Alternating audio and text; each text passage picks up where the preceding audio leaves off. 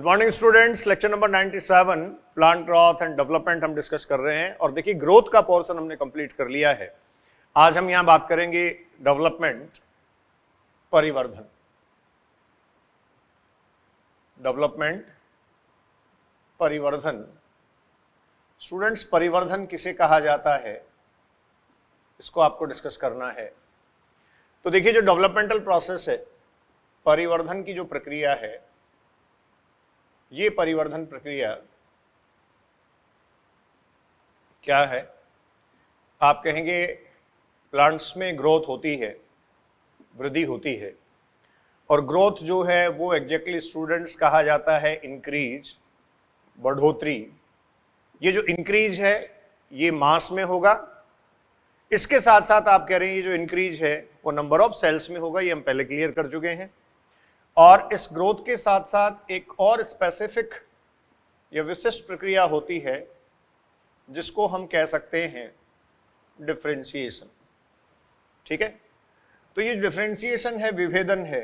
Detail इसकी भी मैं आपको बता चुका हूं। विभेदन होने का मतलब आप कहेंगे किसी भी पर्टिकुलर सेल का, उत्तक का, अंगक का कार्यात्मक निर्धारण,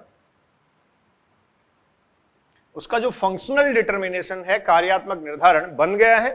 बनने के बाद किस प्रकार की एक्टिविटीज करेगा, कौन से स्थायी उत्तक में परिवर्तित होकर कहां व्यवस्थित होगा, कौन सी प्रक्रिया करेगा, इसको स्टूडेंट्स हम कहते हैं विभेदन। जैसे देखिए आपने कहा था प्रो मेरिस्टेम के डिवीजन से, प्राक विभजोतक के विभाजन से प्राइमरी मेरिस्टेमेटिक टिश्यू या प्राथमिक विभजोतक बनता है, और उसके ठीक बाद उसके डिफरेंशिएशन से। ठीक है, आपने ये पढ़ा था पीएमटी, पिछले लेक्चर में बहुत परफेक्ट डिटेल हम इसकी पढ़ चुके हैं। आपने पढ़ा था जो पीएमटी है, प्राइमरी मेरिस्टेमेटिक टिश्यू, ये पूर्णतया अविभेदित है,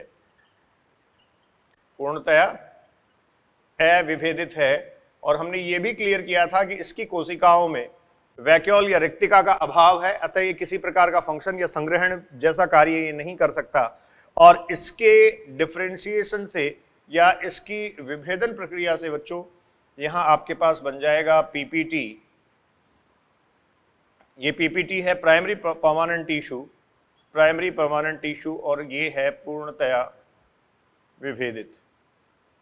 ठीक है, ये प्राइमरी परमानेंट टिश्यू है, पूर्णतया विभेदित। और ये सबसे पहले जो पादप में बनते हैं वो पैरेनकाइमेटस टिश्यू या क्या होते हैं, मृदुतक।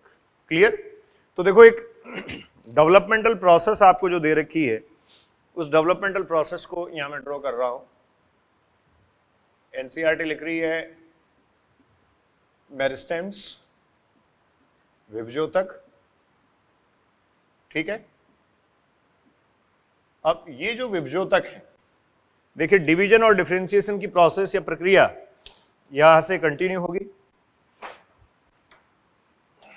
इनमें हम कहते हैं प्लाज्मेटिक ग्रोथ।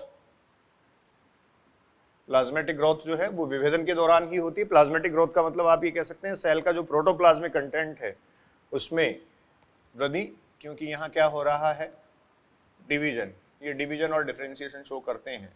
इससे पहले जो मैं आपको सीक्वेंस बता चुका हूं वो प्रो मेरिस्टेम से थी। ठीक है, इसके बाद अगर आप देखेंगे तो जो प्लाज्मेटिक ग्रोथ है, सॉरी, इसको यहां से दूसरी तरफ शिफ्ट कर लेते हैं। प्लाज्मेटिक ग्रोथ, प्लाज्मेटिक ग्रोथ के बाद आप कहेंगे डिफरेंशिएशन, डिफरेंशिएशन विभेदन। तो इस दौरान देखो क्या होगा, सेल एनलार्जमेंट। क्लियर? हिंदी प्रेमियों देख लीजिए, कोशिका का क्या हो गया है, दीर्घीकरण। कोशिका का दीर्घीकरण। उसके बाद आप ये कहेंगे सेल मैच्योरेशन, कोशिका का परिपक्वन, कोशिका परिपक्वन हो गया। और अब फाइनली देखिए आपके पास कैसी सेल आ गई, मैच्योर सेल या फिर आप कहेंगे परिपक्व कोशिका। ठीक है, अब ये जो परिपक्व कोशिका है ये स्टूडेंट्स अब चली जाती है सेनेसेंट फेज, सेनेसेंट फेज या इसको आप हिंदी में लिखते हैं जरावस्था। मतलब आप ये कहेंगे सेनेसेंट फेज या जरावस्था में जाने के बाद अब कोशिका फाइनली मृत्यु की ओर बढ़ रही है। अब इसमें आप ये कह सकते हैं ये डेथ की तरफ जा रही है, ये एजेड होती जा रही है, तो इसको सेनेसेंट फेज या जरावस्था कहा आपने। और जरावस्था के बाद आप ये कहेंगे यहां से एग्जैक्टली ये गेन कर जाएगी डेथ को। वैसे अगर देखा जाए तो जो डेथ है वो भी डेवलपमेंटल प्रोसेस का लास्ट फेज है। कैसे? मेरिस्टेमेटिक टिश्यू था, अब इस मेरिस्टेमेटिक टिश्यू में आप ये क्या ग्रोथ और डिफरेंशिएशन हो रहा है, तो इसका मतलब डेवलपमेंट हो रहा है। और इस डेवलपमेंटल प्रोसेस का, इस परिवर्धन की प्रक्रिया का अंतिम चरण क्या है बच्चों? अंतिम चरण है इसका डेथ, मृत्यु। जीवन की सच्चाई मृत्यु है। अगर आप परिवर्तित हो रहे हैं, अगर हम परिवर्तित हो रहे हैं, हम डेवलप हो रहे हैं, तो डेफिनेटली आप एक दिन किसको प्राप्त करेंगे? मृत्यु को प्राप्त करेंगे, death. This is the universal truth, ये शाश्वत सत्य है। ठीक है, तो ये हुआ डेथ। तो इस तरीके से ये पूरा साइकिल जो है वो स्टूडेंट्स कंप्लीट हो गया है। अब यहां जो सेल्स परिपक्व मैच्योर सेल में जाती हैं, उससे पहले आप ये कह सकते हैं कुछ सेल्स जो हैं वो डिवीजन के प्रोसेस को भी परफॉर्म कर सकती हैं। यहां से जो कोशिकाएं हैं वो साथ साथ डिवीजन को भी शो कर सकती हैं। ठीक है, तो ये कोशिका जो विभजोत की कोशिका है, उस विभजोत की कोशिका से लेकर कोशिकाओं का सामान्य आप ये कह सकते हैं एक रूट चार्ट आपके पास है, जिसमें इस प्रकार से ये परिवर्धन को दर्शाती है। ठीक है, इसको आप कह सकते हैं the death, last phase of development.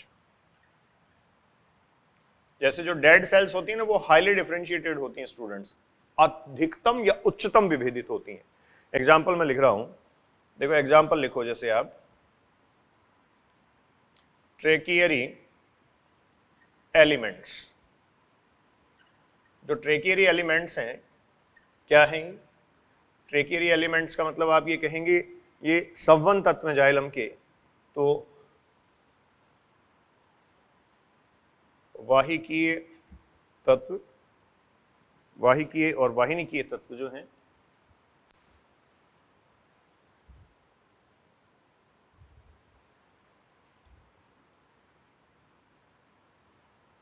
किए तत्व, इसमें जाइलम ट्रैकिड्स और जाइलम वेसल्स, ये स्टूडेंट्स डेड सेल्स होती हैं, डेड स्ट्रक्चर होती हैं, मृत संरचनाएं होती हैं।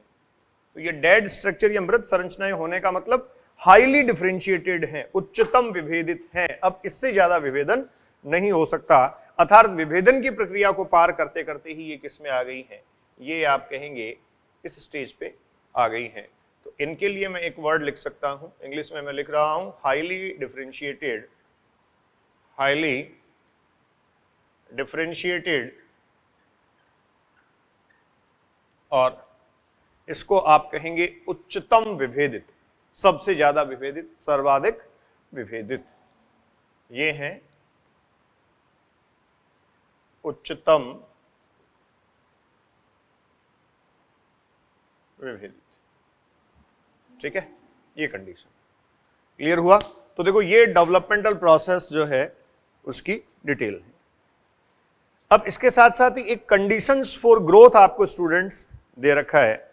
तो देखो एनसीईआरटी का जो मैटर है थोड़ा सा उसको डिस्कस हम कर लेते हैं। कंडीशंस फॉर ग्रोथ चैप्टर 15 में एक बार खोल लेता हूं। एनसीईआरटी में जो लिखा है उसको आपको डिस्कस करना है। कंडीशंस फॉर ग्रोथ वो भी इसी में हम इंक्लूड करेंगे, और उसके बाद फाइनली हम बात करेंगे प्लांट ग्रोथ रेगुलेटर्स, पादप्रति नियामकों की। ठीक है हाँ जी, तो देखिए अगला आपको दे रखा है कंडीशंस फॉर ग्रोथ। तो कंडीशंस फॉर ग्रोथ में, या मतलब वृद्धि के लिए जो अवस्थाएं, प्रावस्थाएं या फिर आप कह सकते हैं स्थितियां जो हैं, उनके लिए ये वो कह रहा है वाटर, ऑक्सीजन, न्यूट्रिएंट्स जो हैं ये जरूरी होते हैं। ठीक है, वाटर, ऑक्सीजन एंड न्यूट्रिएंट्स ये जरूरी हैं स्टूडेंट्स। वाटर की क्यों रिक्वायरमेंट है इसने क्लियरली यहां मेंशन किया है, ऑक्सीजन क्यों रिक्वायर है, न्यूट्रिएंट्स क्यों रिक्वायर्ड है। उसके अलावा यहां कह रहा है हर एक प्लांट जो है वो एक ऑप्टिमम टेम्परेचर रेंज को रिक्वायर करता है। तो ऑप्टिमम टेम्परेचर रेंज या अनुकूलतम तापमान की क्यों आवश्यकता है, ये बात भी हम यहां करेंगे। उसके बाद ये कह रहा है ये जो ऑप्टिमम रेंज है इससे अगर डेविएशन या विचलन अगर होता है तो डेफिनेटली जो ग्रोथ है उस पर सीधा सीधा असर पड़ता है। और फिर स्टूडेंट्स लास्ट में यहां लिखा है एनवायरमेंटल सिग्नल्स। बहुत इंपॉर्टेंट पॉइंट में बोल रहा हूं, एनवायरमेंटल सिग्नल्स में दो बातें लिखी गई हैं। एक आपको कह रहा है एनवायरमेंटल सिग्नल में लाइट, और दूसरा आपको कह रहा है एनवायरमेंटल सिग्नल में ग्रेविटी। ठीक है, तो एनवायरमेंटल सिग्नल में लाइट जो है वो और ग्रेविटी का क्या इंपैक्ट है, तो आपने ये पढ़ा होगा कि जो बीजांकुरण की प्रक्रिया होती है, बीजांकुरण की प्रक्रिया के समय जो भ्रूणीय अक्ष है बीज का, उसमें नीचे वाला पार्ट रेडिकल मूलांकुर और ऊपर वाला पार्ट प्लूमूल प्रांकुर होता है। ये जो प्रांकुर है ये लाइट को रेस्पॉन्स देता है, लाइट को रेस्पॉन्ड करता है, या प्रकाश के प्रति आप ये कह सकते हैं ये अनुक्रिया दर्शाता है, और ये जो है वो ग्रेविटी या गुरुत्व के प्रति अपनी अनुक्रिया दर्शाती है। तो इसको, इन दोनों को इस भ्रूणीय अक्ष में आप देख सकते हैं जो होने वाले परिवर्तन हैं, वहां आप इनको एज ए स्टिमुलस, उद्दीपन या सिग्नल्स के फॉर्म में पढ़ सकते हैं। ठीक है, तो देखो टाइटल मेंशन करो। अगला मैं लिख रहा हूं कंडीशंस फॉर ग्रोथ। ठीक है, वृद्धि के लिए, वृद्धि और विभेदन दोनों की ही बात कर सकते हैं आप, आवश्यक परिस्थितियां या स्थिति। Conditions for growth, conditions for growth, वृद्धि के लिए स्थितियां, परिस्थितियां, आवश्यक स्थितियां, ये जो भी हैं ये सब आप कह सकते हैं। देखो, वृद्धि के लिए आवश्यक परिस्थितियां और स्थितियां जो हैं इनमें कुछ फैक्टर्स हैं, आप कहेंगे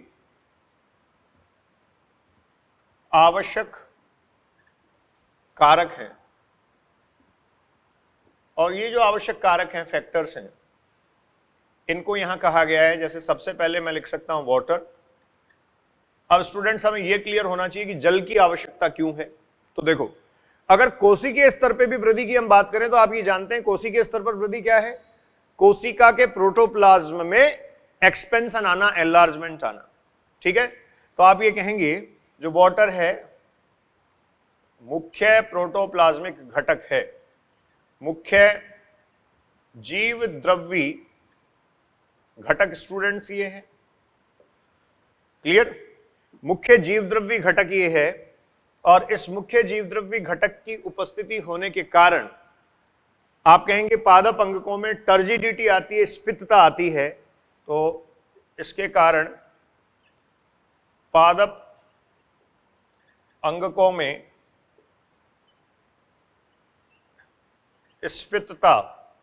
स्फीत अवस्था आती है, फूली हुई अवस्था में वो होते हैं, एक्सपेंशन होता है। अब जो स्फीतता आती है उस स्फीतता के कारण आप कह सकते हैं एक्सपेंशन, या फिर वहां क्या होगा स्टूडेंट्स, मैं सीक्वेंस लिख रहा हूं, ये नोट आप कर लें, विस्तार।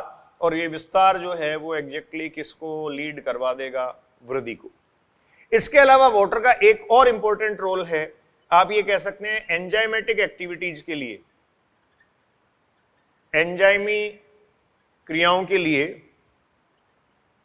एंजाइमेटिक एक्टिविटीज के लिए, जैसे हाइड्रोलाइटिक एंजाइम्स हैं, स्पेसिफिकली जल अपघटनी एंजाइम हैं, उनके लिए माध्यम उपलब्ध करवाता है। माध्यम की उपलब्धता, माध्यम की उपलब्धता आप ये कह सकते हैं किसके द्वारा होती है बच्चों, जल माध्यम उपलब्ध करवाता है। दूसरा आप कह सकते हैं, यहां मैं लिख रहा हूं टेम्परेचर, टेम्परेचर या तापमान। देखिए तापमान क्यों महत्वपूर्ण है, तो आप कहेंगे आवश्यक जो एंजाइमेटिक एक्टिविटी है उनको संपन्न करने के लिए एक अनुकूलतम तापमान की आवश्यकता होती है। एंजाइमी क्रियाओं को पूर्ण करने हेतु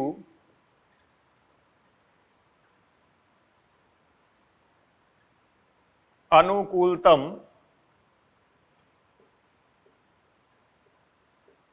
तापमान की आवश्यकता।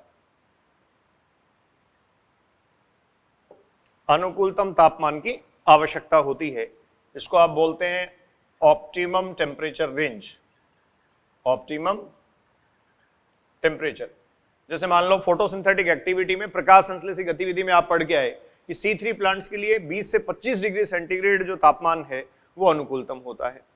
इसके अलावा दूसरी इंपॉर्टेंट बात, एंजाइमी क्रियाओं को संपन्न करने के लिए अनुकूलतम तापमान की आवश्यकता तो है ही, साथ में आप ये कह सकते हैं अगर लो टेम्परेचर रहा, ये मेंशन कर सकते हैं आप, नोट कर लें, लो टेम्परेचर अगर रहता है तो एंजाइमेटिक इनएक्टिवेशन रहता है, एंजाइम सक्रिय नहीं होंगे, एंजाइम इनएक्टिवेशन। और अगर हाई टेम्परेचर होता है, हाई टेम्परेचर अगर होता है एंजाइम डीनेचुरेशन। डीनेचुरेशन होता है स्टूडेंट्स विकृति या इनका विघटन होने लग जाएगा। अगर टेम्परेचर हाई है तो एंजाइम डीनेचुरेट होना शुरू हो जाएंगे। तो ये हुआ टेम्परेचर या फिर तापमान। ठीक है, अगली कंडीशन में मेंशन कर रहा हूं, देखिए आप वृद्धि और परिवर्धन दोनों के लिए कह सकते हैं, मैं फिर कह रहा हूं, के लिए जो आवश्यक कारक हैं या जो स्थितियां या अवस्थाएं हैं उनको आप डिस्कस कर रहे हैं। अगला आप कह सकते हैं ऑक्सीजन। देखिए ऑक्सीजन की आवश्यकता क्यों है, थर्ड, ऑक्सीजन की आवश्यकता क्यों है इसको समझिए। जब बीजांकुरण की प्रक्रिया होती है तब से लेकर, बीजांकुरण की जब प्रक्रिया होती है तब से लेकर आप ये कह सकते हैं जो उपापचयी ऊर्जा है किसी भी जीव के शरीर में, किसी कोशिका में जो उपापचयी ऊर्जा है वो उपापचयी ऊर्जा श्वसन से आती है, और श्वसन को संपन्न करवाने के लिए आप जानते हैं एरोबिक रेस्पिरेशन या क्या ऑक्सीश्वसन। तो आप कहेंगे उपापचयी ऊर्जा हेतु श्वसन प्रक्रिया, उपापचयी ऊर्जा हेतु कौन सी प्रक्रिया हुई स्टूडेंट्स, श्वसन प्रक्रिया। और उपापचयी ऊर्जा हेतु अगर श्वसन प्रक्रिया आप करवा रहे हैं, वो उपापचयी ऊर्जा आप जानते हैं, मैं यहां फिर लिख रहा हूं मेटाबॉलिक एनर्जी, मतलब उपापचयी ऊर्जा essential for living system, essential for living system। जीवित तंत्र के लिए आप ये कह सकते हैं ये क्या है, essential है, इसकी essentiality जीवित तंत्र के लिए आती है। ठीक है, उसके बाद देखो न्यूट्रेंट्स हैं, फोर्थ वन, न्यूट्रेंट्स या पोषक। और न्यूट्रेंट्स की बात करी जाए तो आपने स्टूडेंट्स पूरा एक चैप्टर पढ़ा है न्यूट्रेंट्स की या पोषकों की आवश्यकता क्या है, पोषकों की एसेंशियलिटी क्या है। आप जानते हैं विभिन्न प्रकार के पोषक तत्व विभिन्न एंजाइमी प्रक्रियाओं में भी भाग लेते हैं, एंजाइम्स के एक्टिवेशन के लिए भी वो जरूरी हैं, और ग्रोथ और डेवलपमेंट जो है उस ग्रोथ और डेवलपमेंटल प्रोसेस का एक कंप्लीट पार्ट है। तो हम ये कह सकते हैं न्यूट्रेंट्स पोषक। देखिए पोषकों की क्या भूमिका है, पोषकों की भूमिका में आप कहिए विभिन्न प्रोटोप्लाज्मिक कंपोनेंट्स, प्रोटोप्लाज्मिक जीव द्रव्य, जीव द्रव्य बहुत कम लिखा हुआ मिलेगा, हिंदी में भी प्रोटोप्लाज्मिक लिख देता है इसलिए मैंने लिखा है विभिन्न प्रोटोप्लाज्मिक कंपोनेंट्स या घटकों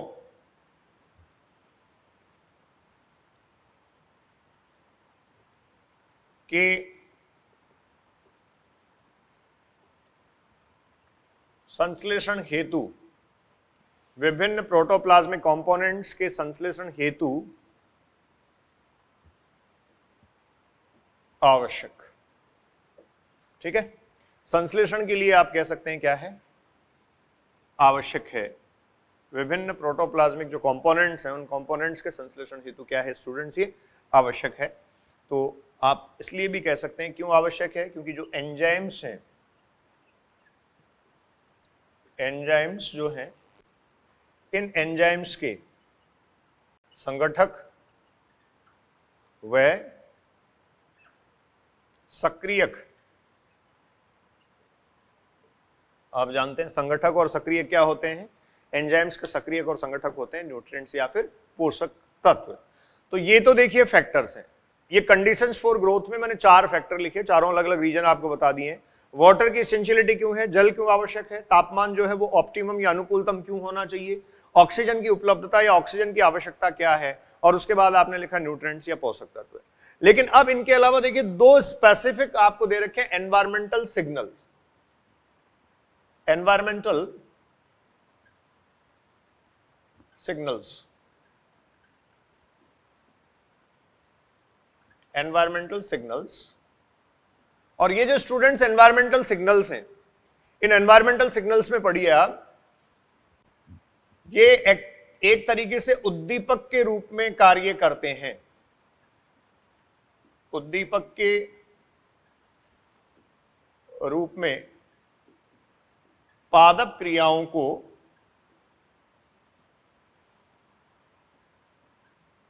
प्रभावित करते हैं। उद्दीपक के रूप में पादप क्रियाओं को ये क्या करते हैं, प्रभावित करते हैं। और इसमें देखो आपको 2 दे रखे हैं सिग्नल्स। फर्स्ट आप कहेंगे लाइट, प्रकाश। आप जानते हैं प्रकाश की उपस्थिति में विभिन्न पादप अंगकों का निर्माण होता है। और स्टूडेंट्स, प्रकाश की उपस्थिति में विभिन्न पादप अंगकों के निर्माण की जो प्रक्रिया है इसको हम कहते हैं फोटोमॉर्फोजेनेसिस। फोटोमॉर्फोजेनेसिस, प्रकाश आकारिकी जन। और ये जो प्रकाश आकारिकी जन है, आकारिकी जन अर्थात आकारिकी बनाने वाले अंगकों के निर्माण की प्रक्रिया, ये जो फोटोमॉर्फोजेनेसिस या प्रकाश आकारिकी जन है, इसी का एक एग्जाम्पल आप कह सकते हैं प्लांट्स में फ्लावरिंग का होना, पादपों में पुष्पन का बनना, जो फोटो पीरियडिज्म के द्वारा होता है, प्रकाश दीप्तकालिता प्रभाव के द्वारा होता है। तो फोटोमॉर्फोजेनेसिस, प्रकाश आकारिकी जन, इसको आप कह सकते हैं प्रकाश उद्दीपक के रूप में, प्रकाश उद्दीपक के रूप में ग्रहण कर लिया जाता है। दूसरा बी, ग्रेविटी। देखिए ये ग्रेविटी भी जो है वो सिग्नल की तरह काम करता है। और आप कहेंगे जो रूट अपेक्स है, रूट अपेक्स या मूल सीड्स, मूल सीड्स गुरुत्व के अनुसार, मूल सीड्स गुरुत्व के अनुसार अनुक्रिया दर्शाते हैं या अनुक्रिया दर्शाता है। ठीक है, ये ग्रेविटी और लाइट जो है वो 2 सिग्नल आपको दे रखे हैं। आपको एक डायग्राम के साथ यहां थोड़ा सा रेफरेंस बता देता हूं। जैसे देखिए ये प्लांट एक्सिस है, पादप अक्ष है। इसमें ये जो पार्ट है स्टूडेंट्स, इसको हम कहते हैं रेडिकल, और ये जो पार्ट है इसको आप कहते हैं प्लूमूल, प्रांकुर, मूलांकुर। ठीक है, अब जब ग्रोथ एंड डेवलपमेंटल प्रोसेस शुरू होता है तो ये जो प्लूमूल पार्ट है, ये प्लूमूल पार्ट लाइट को रिस्पॉन्ड करता है, लाइट को रिस्पॉन्ड ये करता है। और मॉर्फोलॉजी में बहुत क्लियरली आप ये पढ़ते हैं कि जो प्लूमूल है, जो प्रांकुर है या जो प्ररोह तंत्र पादप में विकसित होता है, वो धनात्मक प्रकाशानुवर्ती होता है। क्या होता है? धनात्मक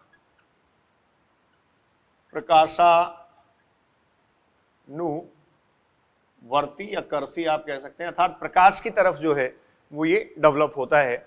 लेकिन ये जो रेडिकल है ये ग्रेविटी की तरफ बढ़ता है, तो इसको आप कह सकते हैं ये होता है धनात्मक गुरुत्वानुकर्षी, गुरुत्वानुकर्षी ये स्थिति होती है। ठीक है, तो ये स्टूडेंट्स रेडिकल और प्लूमूल जो है वो क्रमशः, रेडिकल और प्लूमूल क्रमशः क्या या कौन सा एनवायरमेंटल सिग्नल ग्रहण करते हैं? रेडिकल ग्रहण करता है ग्रेविटी और प्लूमूल जो है वो ग्रहण करता है लाइट। अब देखो, light as a source of energy कब रिसीव की जाएगी और एज ए स्टिमुलस कब रिसीव की जाएगी, दो अलग अलग बातें हैं। मैं यहां फिर कह रहा हूं आपको कि पादप अंगकों के निर्माण करने के लिए या फिर जो है वो फोटोमोर्फोजेनेसिस की प्रक्रिया में, जिसको आपने प्रकाश आकारी की जन कहा, इस प्रक्रिया में जो लाइट है वो light as a signal receive किया जाएगा, उद्दीपक के रूप में आप कहेंगे लाइट को रिसीव किया जाता है। लेकिन जैसे मान लो प्रोसेस है फोटोसिंथेसिस, ठीक है, प्रोसेस मान लीजिए आप कह रहे हैं फोटोसिंथेसिस, तो इस फोटोसिंथेसिस की प्रक्रिया में या प्रकाश संश्लेषण की प्रक्रिया में students light as a source of energy receive किया जाता है, as a source of energy. ये फर्क आपको पता होना चाहिए। यहां फोटोमॉर्फोजेनेसिस में लाइट रिसीव किया जा रहा है एज ए स्टिमुलस, फोटोमॉर्फोजेनेसिस में लाइट रिसीव किया जा रहा है एक उद्दीपक के रूप में। लेकिन फोटोसिंथेसिस की एक्टिविटी में आप ये कह रहे हैं, सॉरी, फोटोसिंथेसिस की एक्टिविटी में आप कह रहे हैं कि जो लाइट या प्रकाश है ये प्रकाश ऊर्जा स्रोत के रूप में, ऊर्जा स्रोत के रूप में आप कहेंगे रिसीव किया जाता है। तो ये एक डिफरेंस है, ये एक फर्क है, ये भी आपको स्टूडेंट्स पता होना चाहिए। क्लियर? तो देखो, दो बातें हमने क्लियर की। एक तो डेवलपमेंटल प्रोसेस आपने पूरा देखा, परिवर्धन की जो प्रक्रिया है वो कैसे होती है वो आपने देखा। परिवर्धन प्रक्रिया के ठीक बाद फिर आपने यहां स्टडी किया है कि जो फोटोसिंथेटिक एक्टिविटी है उसमें तो लाइट ऊर्जा स्रोत के रूप में इस्तेमाल होता है, जबकि फोटोमॉर्फोजेनेसिस या प्रकाश आकारी की जन जो है, विभिन्न प्रकार के अंगकों के निर्माण की प्रक्रिया जो पादप में है, उसमें प्रकाश एक उद्दीपक या स्टिमुलस के रूप में रिसीव किया जाता है। ये बेसिक डिफरेंस है। साथ में आप कंडीशंस फॉर ग्रोथ को डिस्कस कर रहे हैं, आप डिस्कस कर रहे हैं वृद्धि के लिए अवस्थाएं या स्थितियां, जल, तापमान, ऑक्सीजन, पोषक तत्व, ये फैक्टर्स दे रखे हैं। और लाइट को और ग्रेविटी को स्टूडेंट्स एनवायरमेंटल यहां सिग्नल कहा गया है, पर्यावरणीय आप कहेंगे उद्दीपक या आप कह सकते हैं सिग्नल के रूप में उनको माना गया है। ठीक है, नोट करें। हाँ जी, तो अब देखिए स्टूडेंट्स, जो डेवलपमेंटल प्रोसेस है इसमें एनवायरमेंटल फैक्टर्स का इंपैक्ट या प्रभाव क्या है उसका एग्जाम्पल हम डिस्कस कर रहे हैं। तो आपके पास एग्जाम्पल है प्लास्टिसिटी, जिसको आप कहते हैं सुगठ्यता, प्लास्टिसिटी, और हिंदी में इसको लिखा जाता है सुघट्यता। देखो क्या सुघट्यता है,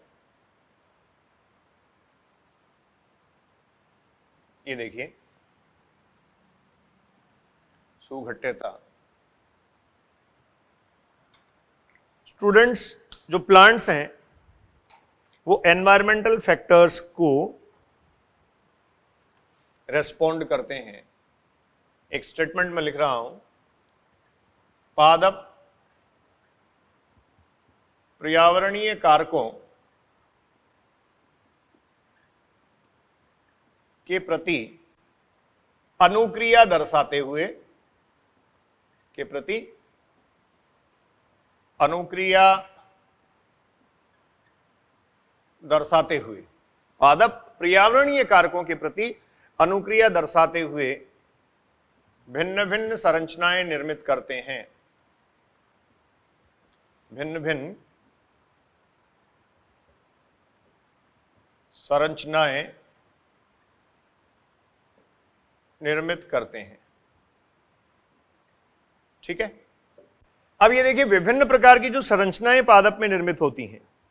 ठीक है, पादप अपने जीवन काल में भिन्न प्रकार की संरचनाएं बना रहा है। जैसे कोई एक प्लांट ले लो, आप ये कह रहे हैं एक प्लांट है, इसका पूरा लाइफ स्पैन, या इसको हम कहते हैं जीवन काल, या फिर आप कहिए इसका लाइफ साइकिल, इस लाइफ स्पैन, जीवन काल या लाइफ साइकिल में ये भिन्न भिन्न प्रकार की अगर संरचनाएं निर्मित करता है या भिन्न भिन्न प्रकार की संरचनाएं बनाता है, ठीक है, ये क्यों बना रहा है? पर्यावरणीय कारकों के प्रति अपनी अनुक्रिया प्रदर्शित करते हुए बना रहा है। तो इस स्थिति में आप इसके इस गुण को क्या कह देंगे? प्लास्टिसिटी और सुघट्यता। ठीक है, इस सुघट्यता का भी एग्जाम्पल आपको दे रखा है, हेटेरोफिली। इसका स्टूडेंट्स आपके पास एग्जाम्पल है हेटेरोफिली। क्लियर? हेटेरोफिली इसका एग्जाम्पल है। और ये देखिए जो हेटेरोफिली है ये है विषम पर्णता, मतलब पादप में एक से ज्यादा प्रकार की पर्ण जो है उनकी उपस्थिति। हेटेरोफिली विषम पर्णता, एक से ज्यादा प्रकार की पर्ण जो है उनकी उपस्थिति। तो अगर आप देखेंगे तो जो कॉटन है, कोरिएंडर है, कॉटन, कपास, कोरिएंडर, धनिया, कपास और एक स्टूडेंट है लार्कस्पर। इन प्लांट्स में आप कहें वेजिटेटिव फेज या प्रारंभिक अवस्था जो है और मैच्यूरेशन फेज जो परिपक्वन अवस्था है, आप कहेंगे वेजिटेटिव फेज में और मैच्यूरेशन फेज में पर्ण आकृति में भिन्नता पाई जाती है। पर्ण आकृति में भिन्नता पाई जाती है। ये स्टूडेंट्स आपके पास इसका एक एग्जाम्पल है। ठीक है, इसके अलावा जैसे दूसरा एग्जाम्पल आप लें तो आप कह सकते हैं जैसे बटर कप एक एग्जाम्पल हमें दे रखा है प्लांट। बटर कप में देखो आपको क्या देखने को मिलेगा? जलीय व स्थलीय आवासों में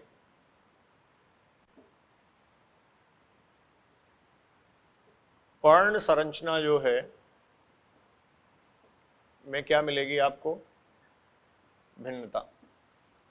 जलीय व स्थलीय आवासों में जो पर्ण संरचना है उसमें स्टूडेंट्स आपको मिलेगी भिन्नता। अलग अलग प्रकार की स्थिति वहां आपको देखने को मिलेगी। ठीक है, तो ये हुआ प्लास्टिसिटी। तो देखो ये हुआ बटरकप एक एग्जाम्पल आपके पास हेटेरोफिली का, विषम पर्णता जिसको कह रहे हैं। और इसी के अलावा आपने कहा कि जैसे कॉटन, कोरिएंडर और लार्कस्पर जो प्लांट हैं इनमें क्या होता है, कायिक अवस्था और जो परिपक्वन अवस्था इनकी है या फिर मैच्यूरेशन फेज कहेंगे, उनमें पर्ण जो है उनकी आकृति में भिन्नता पाई जाती है। तो ये जो वेरिएशन है, ये जो भिन्नताएं हैं, ये क्यों है? ये एनवायरमेंटल फैक्टर्स या पर्यावरणीय कारकों के प्रति जब पादप अपनी अनुक्रिया प्रदर्शित करता है या अनुक्रिया दर्शाता है तो इस प्रकार के जो परिवर्तन है या इस प्रकार की जो भिन्नताएं हैं वो स्टूडेंट्स आपको देखने को मिलेंगी। ठीक है, इस प्रकार के परिवर्तन या इस प्रकार की जो अवस्थाएं हैं वो आपको देखने को मिलेंगी। कोरिएंडर या धनिया जो है उसका तो कॉमन एग्जाम्पल आपने देखा होगा।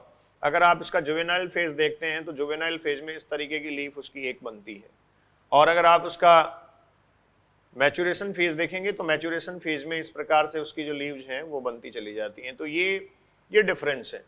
ये जुवेनाइल फेज में, जुवेनाइल या फिर अर्ली फेज, आप जिसको कौन सा फेज कह रहे हैं, वेजिटेटिव फेज, ये जुवेनाइल फेज की स्थिति उसकी होगी। और ये स्टूडेंट्स आप कहेंगे कौन से फेज की होगी? जो मैच्यूरेशन फेज या रिप्रोडक्टिव फेज आ जाती है उसकी स्थिति ये होगी। तो देखो ये विषम पर्णता है।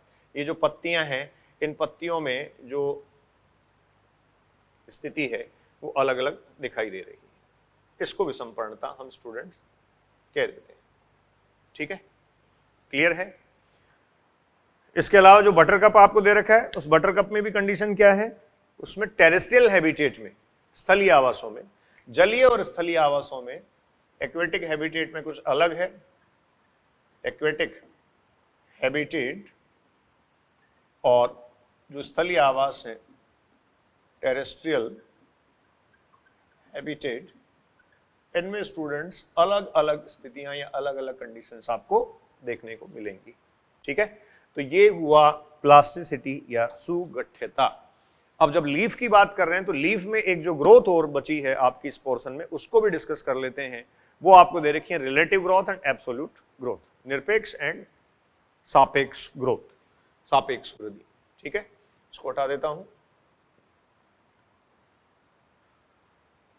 तो देखो अगला जो है लीव्स की ग्रोथ में आपसे डिस्कस कर रहा हूं, और ये जो लीव्स की ग्रोथ है ये आपको दे रखा है relative growth rate and absolute growth rate. Absolute and relative growth rate.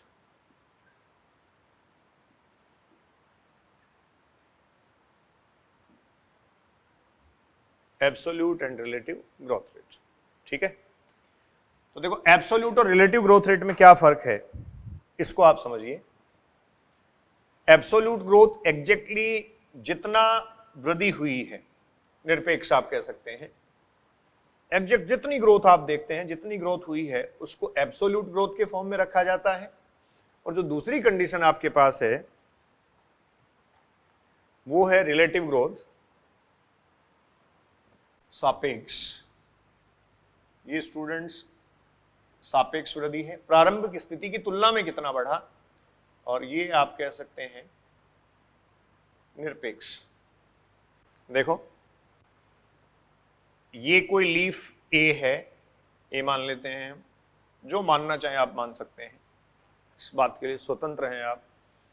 और इसमें देखो ये आप कहेंगे कुछ टाइम बाद में इतना ग्रोथ हो गया। तो ये लीफ ए था बच्चों, इस लीफ ए का जो एरिया था 5 सेंटीमीटर स्क्वायर। आपने ये पहले से पढ़ रखा है कि जो लीफ का सरफेस एरिया है, सतही क्षेत्र है, उसको ग्रोथ के जो मेजरमेंट्स हैं, जो मापन के तरीके हैं, उनमें सम्मिलित किया गया। सारे तरीके, सारे मेथड मैंने आपसे डिस्कस किए थे। अब इसमें जो एक्सपेंशन आया या विस्तार आया, ये भी कितना आ गया 5 सेंटीमीटर स्क्वायर। ठीक है, 5 सेंटीमीटर स्क्वायर इसमें एक्सपेंशन आ गया।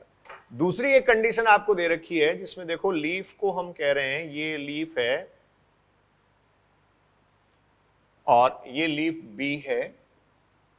इसका पहले से जो एरिया है वो 50 सेंटीमीटर स्क्वायर है। मैंने एनसीईआरटी का डेटा ही लिया है, आप कुछ भी लिख सकते हैं, जो चाहे लिख सकते हैं। और इसमें भी जो स्टूडेंट्स एक्सपेंशन है, ये एक्सपेंशन पत्ती ए या पर्ण ए के समान 5 सेंटीमीटर स्क्वायर ही हुआ है। तो इसका एक्सपेंशन कितना है 5 सेंटीमीटर स्क्वायर। क्लियर। अब आप सरफेस एरिया अगर चेक करें, टोटल सरफेस एरिया अगर आप देखें तो लीफ बी का सरफेस एरिया तो आपके पास कितना आ गया 55 सेंटीमीटर स्क्वायर, और लीफ ए का 10 सेंटीमीटर स्क्वायर। आप कहेंगे टोटल सरफेस एरिया, ये टोटल सरफेस एरिया यहां स्टूडेंट्स है 10 सेंटीमीटर स्क्वायर। क्लियर। और यहां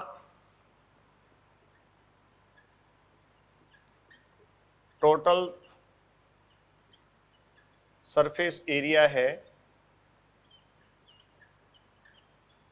55 सेंटीमीटर स्क्वायर। ठीक है, 10 centimetre square and 55 centimetre square. तो ये जो 10 सेंटीमीटर स्क्वायर है ये भी 5 सेंटीमीटर स्क्वायर के एक्सपेंशन के बाद आया, विस्तार के बाद आया, और 55 centimetre square total surface area भी 5 सेंटीमीटर के विस्तार के बाद आया है। तो क्या मैं ये लिख सकता हूं कि लीफ ए का जो एब्सोल्यूट ग्रोथ है, जो एब्सोल्यूट ग्रोथ स्टूडेंट्स यहां है, जो वास्तविक वृद्धि यहां हुई है या जो निरपेक्ष वृद्धि यहां हुई है, वो 5 सेंटीमीटर स्क्वायर ही है।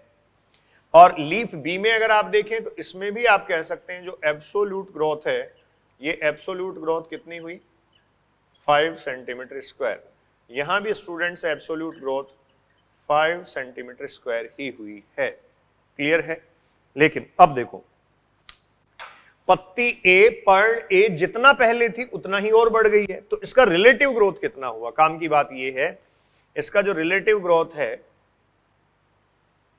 रिलेटिव ग्रोथ सापेक्ष वृद्धि इसकी जो है, किसके सापेक्ष, अपनी प्रारंभिक स्थिति के सापेक्ष ये उतना ही और बढ़ गई है, तो इसका आप ये कह सकते हैं रिलेटिव ग्रोथ 100% है, 100% वृद्धि उसमें हुई है।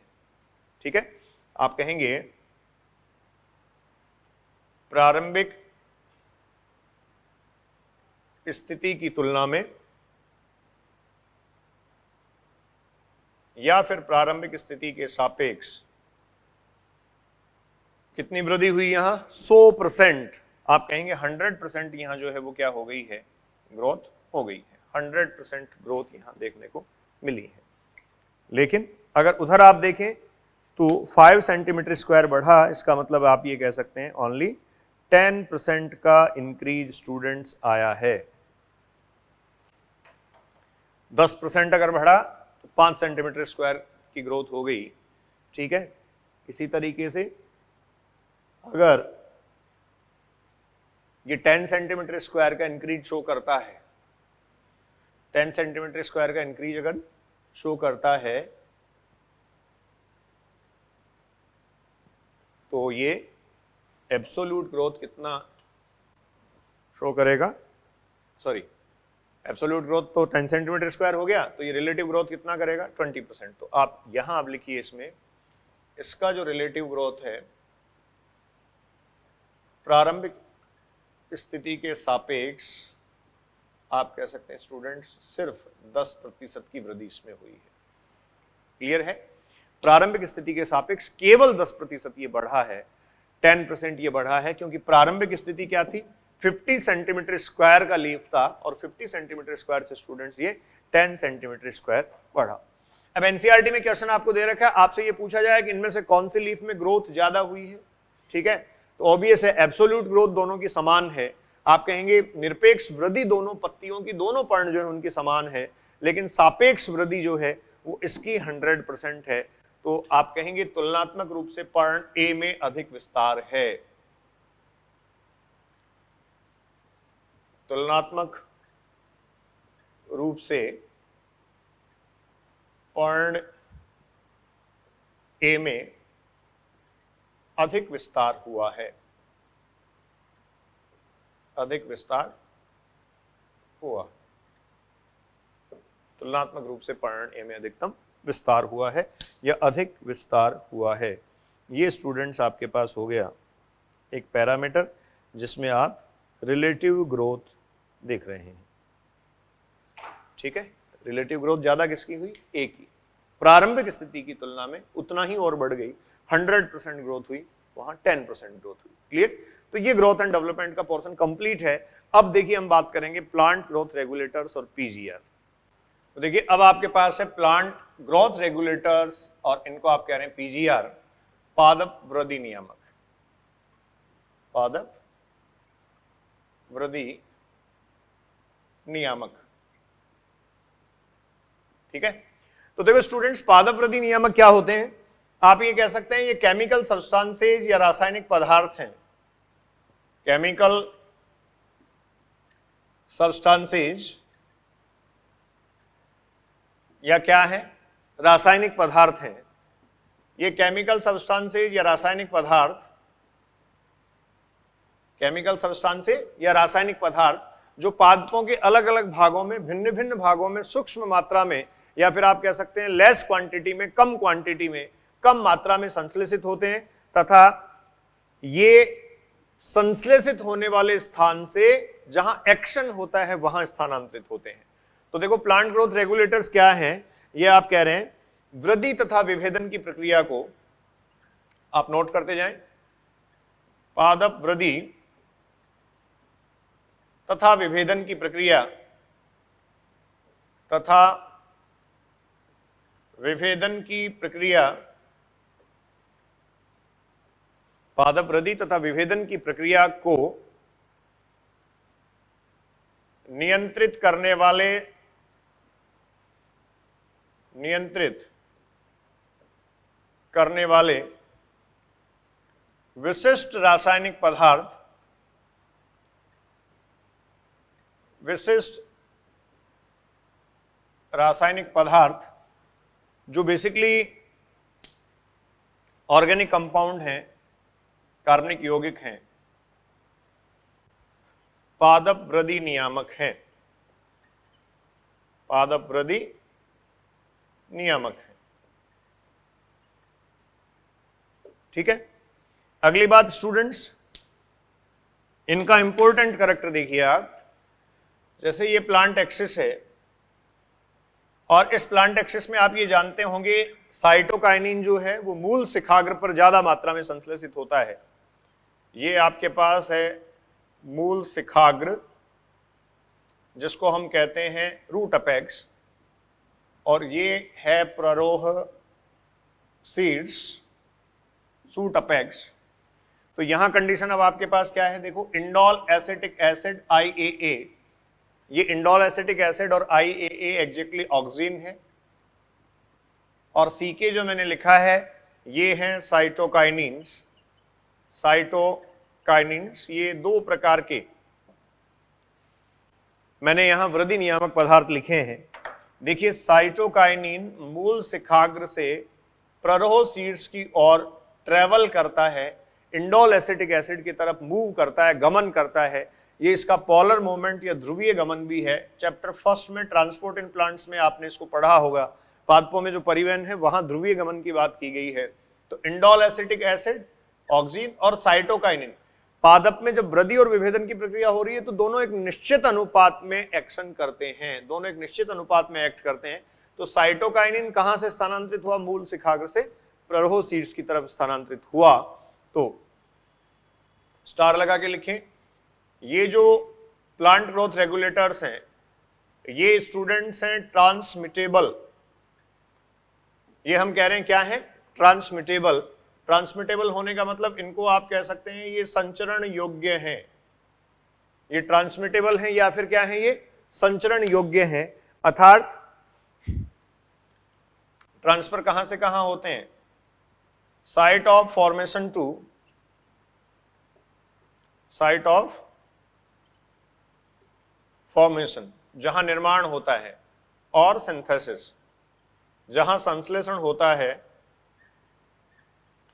संश्लेषण के स्थल से या निर्माण के स्थल से ये स्टूडेंट्स स्थानांतरित होते हैं साइट ऑफ एक्शन, ये साइट ऑफ एक्शन को स्थानांतरित होते हैं। तो आप ध्यान रखें, संश्लेषित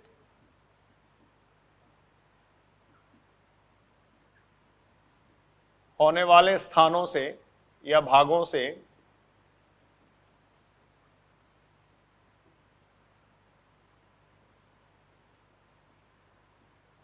कार्यात्मक भागों को स्थानांतरित होते हैं, कार्यात्मक भागों को स्थानांतरित होते हैं। ये स्टूडेंट्स ऐसी स्थिति इनकी है। ठीक है, तो इनको क्या कहा गया, एक वर्ड ध्यान रखें आप, ट्रांसमिटेबल, ये संचरण योग्य हैं। क्लियर। इसके बाद आप कहेंगे ये कार्बनिक यौगिक हैं जो कम मात्रा में निर्मित होते हैं, ऑर्गेनिक कंपाउंड्स हैं, ऑर्गेनिक कंपाउंड्स। ये ऑर्गेनिक कंपाउंड्स या कार्बनिक यौगिक हैं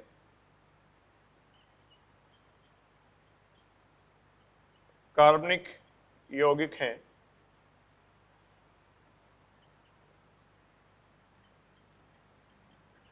कम मात्रा में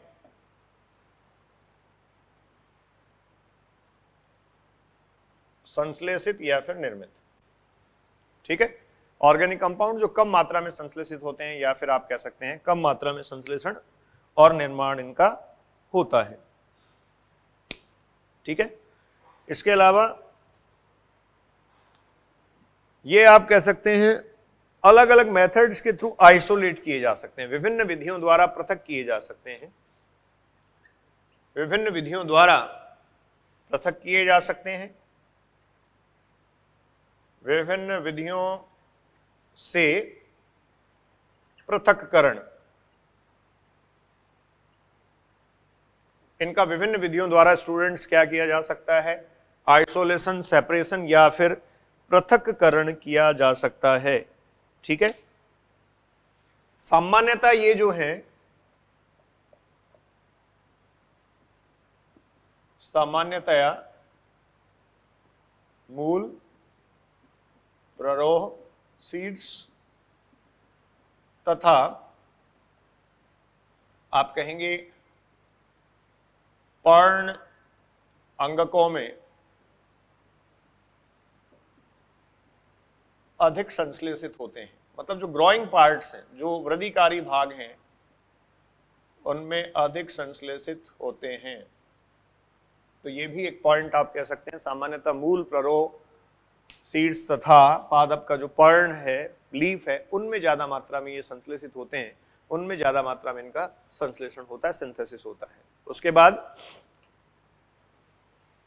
पीजीआर या प्लांट ग्रोथ रेगुलेटर्स, देखो अब यहां से दो पार्ट में हम डिवाइड कर रहे हैं इसको, ग्रोथ प्रमोटर,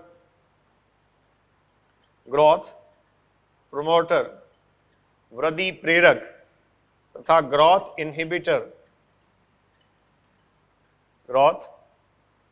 इनहिबिटर हैं स्टूडेंट्स, वृद्धि संदमक। जो प्रमोटर हैं वो वृद्धि प्रेरक हैं। ये जो हैं इनको आप लिख सकते हैं, ये हैं वृद्धि प्रेरक और ये हैं वृद्धि संदमक। वृद्धि प्रेरक और वृद्धि संदमक ये पदार्थ हैं जिनको आप कहते हैं पीजीआर, प्लांट ग्रोथ रेगुलेटर। वृद्धि प्रेरक जो है वो ऑक्सिन, जिब्रेलिन, साइटोकाइनिन, ठीक है, और वृद्धि संदमक आपको पढ़ना है यहाँ एब्सिसिक एसिड और इथाइलिन। अभी आगे हम उनकी डिटेल में बात करेंगे। इनके अलावा देखो ये जो सब्सटेंसेज हैं स्टूडेंट्स, जिनको आप प्लांट ग्रोथ रेगुलेटर्स कह रहे हैं, केमिकल सब्सटेंसेज कह रहे हैं या रासायनिक पदार्थ कह रहे हैं, इन सब की खोज या डिस्कवरी कैसे हुई है? तो इन सब की डिस्कवरी एक्सीडेंटल है, संयोगवश, एक्सीडेंटल डिस्कवरी। जैसे अचानक पादप में होने वाला कोई परिवर्तन प्रेक्षित किया गया, पादप में होने वाला कोई परिवर्तन अचानक देखा गया और उसको अचानक देखे जाने से या जब उसको ऑब्जर्व किया गया, प्रेक्षित किया गया, तो उसके बाद में किसी रासायनिक कारक का, किसी कार्बनिक यौगिक का या केमिकल सब्सटेंस का प्रभाव वो मिला और उसको पीजीआर के रूप में या प्लांट ग्रोथ रेगुलेटर के रूप में स्थापित किया गया। तो ये आप कह सकते हैं एक्सीडेंटल डिस्कवरी है इनकी, संयोगवश खोज इनकी हो पाई जो पीजीआर है। जो पीजीआर है इनकी संयोगवश खोज हो पाई। ठीक है, तो ये देखिए प्लांट ग्रोथ रेगुलेटर्स जो है पादप वृद्धि नियामक पदार्थ, एक्सीडेंटल डिस्कवरी से आप ये कह सकते हैं एग्जिस्टेंस में आए हैं, अस्तित्व में आए हैं। एक्सीडेंटल डिस्कवरी से ही स्टूडेंट्स इनका पता लगा है। ठीक है, तो अब देखो कैटेगराइजेशन कर लेते हैं, कौन से ग्रोथ रेगुलेटर्स हैं, ये सब हटा दूं। प्लांट ग्रोथ रेगुलेटर्स और पीजीआर, जिनकी डिटेल हमें पढ़नी है one by one. Plant growth regulators, PGR, पादप वृद्धि नियामक पदार्थ।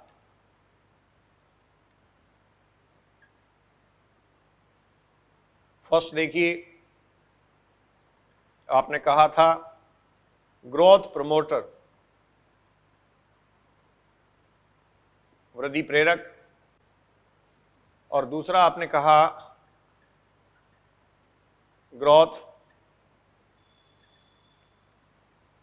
इनहिबिटर, वृद्धि संदमक। तो जो ग्रोथ प्रमोटर हैं,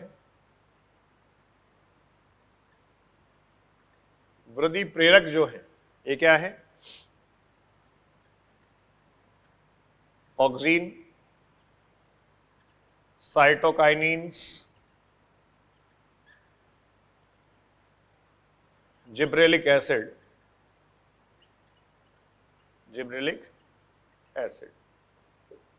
स्टूडेंट्स ऑक्सिन जो है उसको इंडोल एसिटिक एसिड के फॉर्म में यूजुअली लिखा जाता है, सामान्यतः ये लिखा हुआ मिलेगा आपको, इंडोल एसिटिक एसिड। हालांकि इसके और भी प्रारूप हैं, इंडोल ब्यूटारिक एसिड हुआ, 2,4-D, 2,4,5-T, सारी डिटेल हम पढ़ेंगे। ये आपको लिखा हुआ मिलेगा CK, और इसको इन शॉर्ट लिखा जाता है जिब्रेलिक एसिड, GA। ठीक है, ये वृद्धि संदमक है, वृद्धि संदमक है। हालांकि कुछ प्रभाव इनके ऐसे भी हैं जो वृद्धि को बढ़ाते हैं या वृद्धि में बढ़ोतरी करते हैं, ग्रोथ प्रमोटर है, लेकिन ओवरऑल इनका जो इफेक्ट है स्टूडेंट्स वो संदमन वाला है। इसमें आपको मिलेगा एब्सिसिक एसिड, ये एब्सिसिक एसिड स्टूडेंट्स ABA कहा जाता है, ABA। और दूसरा आपको मिलेगा इसमें इथाइलिन। एब्सिसिक एसिड के बाद में स्टूडेंट्स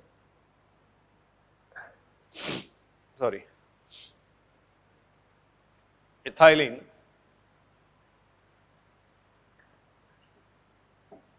इथाइलिन जो है वो गैसियस PGR है, एक अकेला आप कहेंगे गैसियस PGR, गैसीय पादप वृद्धि नियामक है, गैसीय प्रवृत्ति का पादप वृद्धि नियामक पदार्थ ये है। तो ये हुए ग्रोथ प्रमोटर और ग्रोथ इनहिबिटर। ठीक है, ग्रोथ प्रमोटर और क्या है, ग्रोथ इनहिबिटर। इसमें देखो इनके विशिष्ट प्रभाव अगर आप देखें, ऑक्सीजन जो है उसके लिए स्टूडेंट्स आपने सुना होगा शीर्ष प्रमुखता,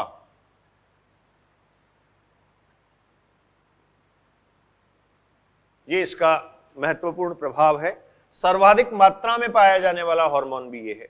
साइटोकाइनिन के लिए आपने सुना होगा साइटोकाइनेसिस, या पढ़ा होगा साइटोकाइनेसिस।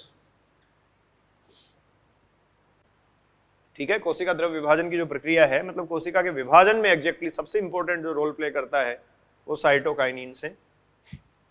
वैसे प्लांट में इंडोल एसिटिक एसिड और साइटोकाइनिन एक डेफिनेट रेशियो में ग्रोथ एंड डेवलपमेंट प्रोसेस को पूरा करते हैं, इनमें पार्टिसिपेट करते हैं, ये मैं पहले आपको बता चुका हूं। जिब्रेलिक एसिड का सबसे इंपॉर्टेंट इफेक्ट है इलोंगेशन, दीर्घीकरण। ये दीर्घीकरण प्रभाव लाता है, दीर्घीकरण प्रभाव उत्पन्न करता है जिब्रेलिक एसिड। एब्सिसिक एसिड जो है ये स्टूडेंट्स संदमक है, इन सबकी एक्टिविटीज को ऑलमोस्ट संदमित ही करता है। और इथाइलिन जो है ये फल परिपक्वन में, फ्रूट राइपनिंग में,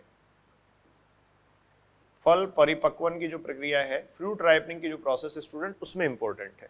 जो पकने वाले फल हैं उनमें सर्वाधिक मात्रा में इथाइलिन की उपस्थिति आपको देखने को मिल जाएगी। तो होता क्या है कि जो जितने सारे ग्रोथ रेगुलेटर्स हैं, एनसीईआरटी ने जो मैटर इनका दे रखा है, एनसीईआरटी के मैटर पे ही हमें रहना है। हाँ, लेकिन उसका एक एक जो फिजियोलॉजिकल इफेक्ट, जो कारण है, वो आपको स्पष्ट होना चाहिए, लॉजिकल रेफरेंस आपके पास उसका होना चाहिए। नहीं तो क्या होता है, सब मिक्स हो जाते हैं। तो आपको सबसे पहले तो इसमें प्रेफरेंस डिसाइड करनी पड़ेगी। सबसे पहले तो आपको ये डिसाइड करना पड़ेगा कि जैसे मान लीजिए आपको विभाजन या वृद्धि करके सामान्य एक कोई क्वेश्चन लिख के दे दिया, तो उसमें आप पहले ऑक्सीजन को लेंगे या पहले साइटोकाइनिन को लेंगे, इसको बोल रहे हैं प्रेफरेंस। ठीक है, आपको प्राथमिकता का निर्धारण करना पड़ेगा कि पहले किस हार्मोन को लिया जाए। तो इसके लिए हम जितना मैटर एनसीईआरटी में हार्मोन्स को लेकर लिखा हुआ है उसको 1 बाय 1 हर एक स्टेटमेंट को डिस्कस करते हुए उसकी बात हम करेंगे, उनके लॉजिकल रेफरेंसेस समझेंगे कि क्यों ऐसा हो रहा है, और उसके बाद आगे हम डिस्कस करेंगे ये इनके एंटागोनिस्टिक इफेक्ट। एंटागोनिस्टिक वर्ड जो मैं बोल रहा हूँ वो विपरीत प्रभाव होते हैं। तो जो विपरीत प्रभाव हैं, कौन सा हार्मोन किसका विपरीत प्रभाव प्रकट करता है, ये सारी बातें आप प्लांट ग्रोथ रेगुलेटर्स में डिस्कस करेंगे। सो स्टूडेंट्स, ये सारा मैटर हम डिस्कस करेंगे नेक्स्ट लेक्चर में। इस लेक्चर में आपने प्लांट ग्रोथ रेगुलेटर्स जो हैं, पादप वृद्धि नियामक है, उनका इंट्रोडक्शन पढ़ा है। इससे पहले आपने जो लीफ है उस लीफ में एब्सोल्यूट और जो रिलेटिव ग्रोथ है उसको डिस्कस किया है। उससे पहले आपने प्लांट का जो एनवायरमेंटल फैक्टर्स या पर्यावरणीय कारक हैं उनके प्रति उसका जो रेस्पॉन्स है या जो अनुक्रिया है, रेस्पॉन्स या अनुक्रिया के कारण बनने वाले विभिन्न प्रकार के अंगकों का जो निर्माण है या बनने वाले अंगकों की जो प्रक्रिया है उसको, जिसको आप प्लास्टिसिटी, सुगठ्यता कहते हैं, और उसमें एक एग्जाम्पल आपने लिया हेटेरोफिली या विषमपर्णता, उसके बारे में एग्जाम्पल्स के साथ आपने बात की। और इससे पहले आपने यहाँ डिस्कस किया जो डेवलपमेंटल प्रोसेस है वो क्या है, पूरा उसका एक साइकिल क्या है, और साथ में वृद्धि के लिए जो आवश्यक स्थितियां हैं, कंडीशंस है, वो क्या है। Enjoy the physiology. Thank you.